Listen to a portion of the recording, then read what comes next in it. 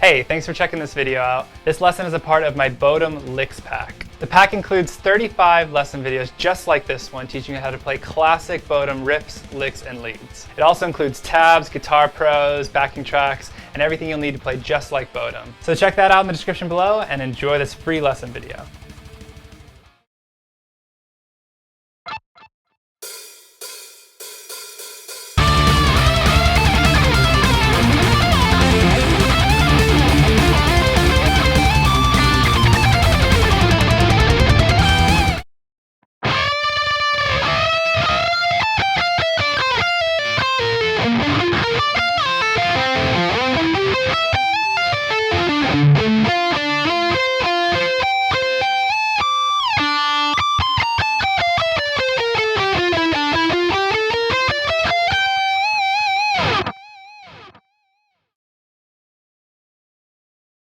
Alright, so there's a couple things I'd like to mention for the first half of this solo.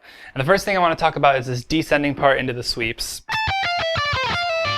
And the main thing I want to highlight here is this string skip that you have to do from the B string all the way down to the A string.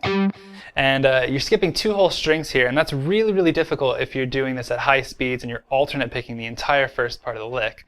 So what Alexi does is he actually likes to alternate pick the first group of 6, but then he legatos the second half. And what that does is that gives him a lot of extra time when he's doing the last 2 notes, when he's pulling them off. Gives his right hand all the time in the world to get to that A string. And that'll make this a lot easier and a lot smoother transition so that you're able to do those the arpeggios coming up in a more relaxed, calm manner, which is always a good thing. The second thing I want to mention is the actual arpeggios themselves. If you've never done sweeps with a slide before, and you've just done, even if you've done just regular 5-string sweeps, I'd suggest taking the time to kind of figure this out, because there's an extra pause in there. There's a little bit of a timing issue. If you do a regular 5-string sweep, there's only 1 note you have to wait for before doing the descending part of the sweep. 1. When you add that slide, 1, 2. So there's a whole extra note you have to wait for. So I'd highly recommend developing this muscle memory before jumping straight into it if you've never done it before. And there's an easy way to do that simply by using this riff itself.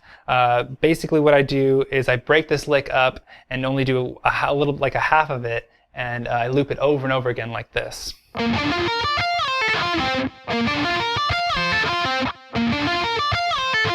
And what I'm doing is I'm really focusing on those last 2 notes, making sure I had that, I've waited for the appropriate amount of time before I strike them, and just getting locked into that groove. And once you get that down, you can basically start to apply that to the later half of the riff, and it'll make it a lot easier. The final thing I want to mention about this part of the solo is the very last lick.